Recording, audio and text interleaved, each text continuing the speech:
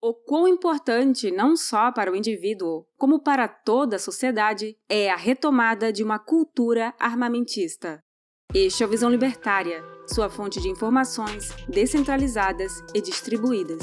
Uma coisa que muitos de nós não pensamos sobre armas é sobre a cultura que elas trazem junto de si. Uma das missões ocultas da política do desarmamento é ir contra tal cultura. Mas primeiro, falaremos dos objetivos básicos de desarmar a população. O primeiro é puramente para proteger a criminalidade. Sim, isso mesmo que você ouviu, para proteger e incentivar criminosos a cometerem mais crimes. Parece algo bizarro. Contudo, devemos lembrar que a mentira básica para a existência do Estado é a proteção da sociedade. Mas proteção contra quem?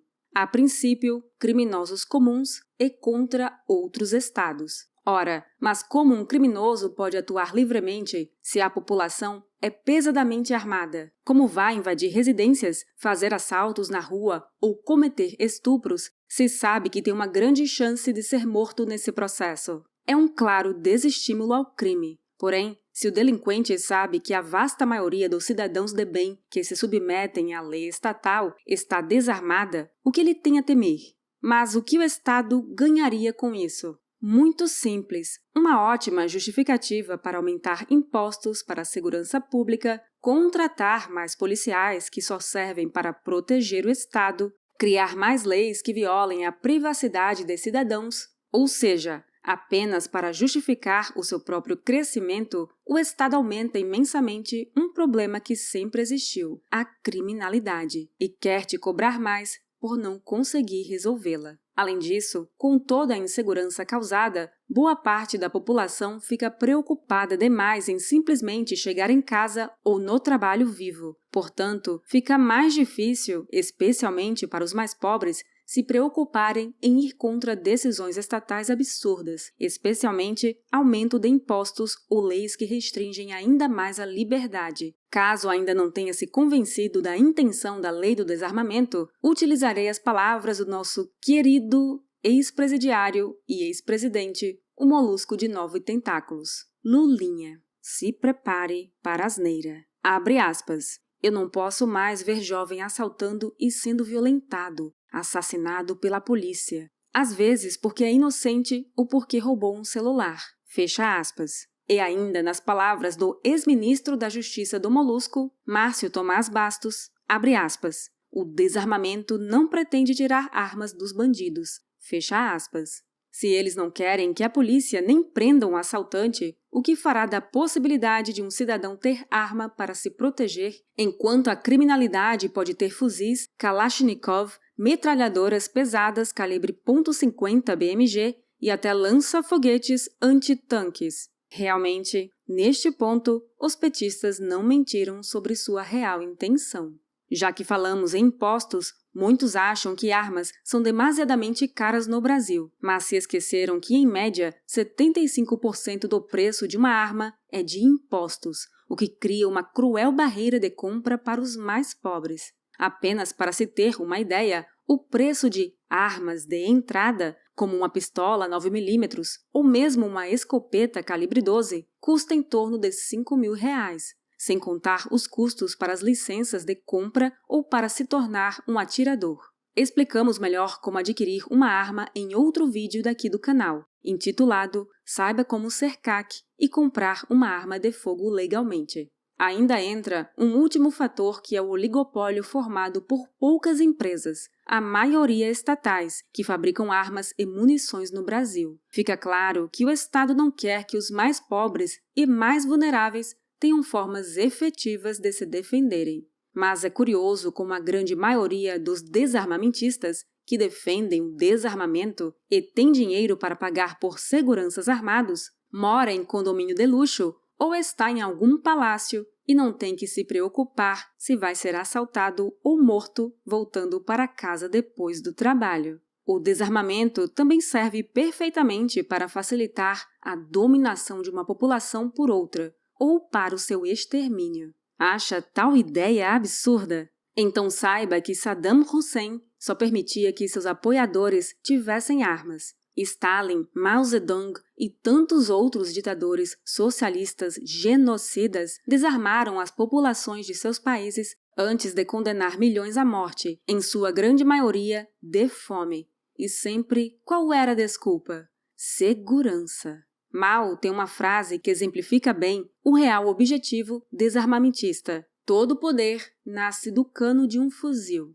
E a questão é exatamente essa. O que empodera um indivíduo para efetivamente se defender contra criminosos comuns, assim como contra os criminosos que usam farda ou algum distintivo a mando do grande líder, prefeito ou governador, é possuir uma arma. Afinal, como você efetivamente vai se proteger quando aquele Estado que, abram-se muitas aspas, deveria proteger você, é quem, na verdade, tenta roubar, escravizar e impedir seu acesso ao trabalho ou mesmo te mandar para o paredão? No Brasil não foi diferente. O pior flagelo ditatorial que por aqui já passou, Getúlio Vargas, foi o primeiro a querer restringir o acesso a armas e a calibres, medida que infelizmente vigora até hoje. Sendo que mesmo com todos os avanços com os decretos de Bolsonaro, ainda assim, apenas o Estado pode ter armas automáticas ou acima de determinado calibre. Existe a famosa frase que era usada como slogan de venda dos primeiros revólveres da marca Colt: Deus fez os homens diferentes, Samuel Colt tornou-os iguais. Irônico como socialistas sempre dizem que buscam a igualdade, mas é incrível como sua hipocrisia vem à tona quando o assunto são armas, pois elas são real equalizador. Não apenas entre os homens propriamente ditos, mulheres costumam ser fisicamente mais fracas que a maioria dos homens, mas quando tem uma arma no meio, meu amigo, a situação muda, tanto que mais de 90% das tentativas de estupro são frustradas quando a vítima está armada, conforme levantamento feito nos Estados Unidos.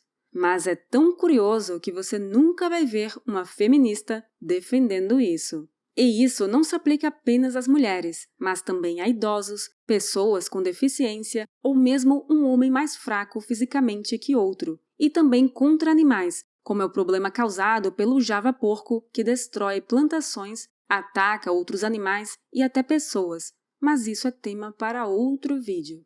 Existe ainda uma outra questão bem mais profunda e perversa com relação ao desarmamento, com sua ideia básica de que você tem de ser uma vítima e não reagir em hipótese alguma.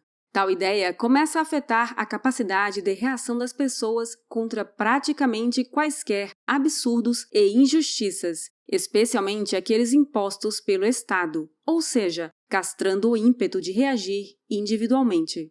Ou seja, quer-se mitigar completamente os direitos naturais, pois não existe direito mais básico que o de proteger a própria vida. Se você é impedido, e pior, até criminalizado por isso, logo, você não terá mais direito a absolutamente nada. Sua vida, seus entes queridos e seus bens estarão sempre à mercê de algum agressor.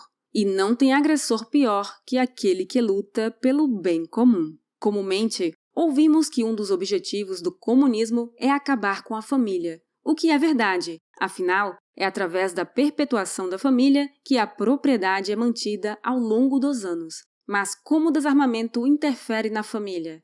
Além das questões mais óbvias que já falamos, existe uma outra mais profunda. Em países em que a cultura armamentista é mais forte, como nos Estados Unidos, por exemplo, é muito comum pais já levarem os filhos a clubes de tiros ou os ensinarem por conta própria o manejo de armas de fogo. E isso ajuda muito a fortalecer o vínculo familiar, além de dar uma noção aos filhos que existem meios de defender a si mesmo e seus entes queridos, caso necessário. Uma pessoa que sabe manusear uma arma desde cedo também é uma segurança para a sua comunidade. Caso um vizinho esteja sendo roubado, esse mesmo jovem pode ajudá-lo a se proteger.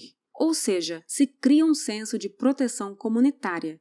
De fato, em países muito armados, a maioria dos criminosos tem medo de invadir residências tanto por esse fator, como por haver uma grande probabilidade do próprio morador estar armado.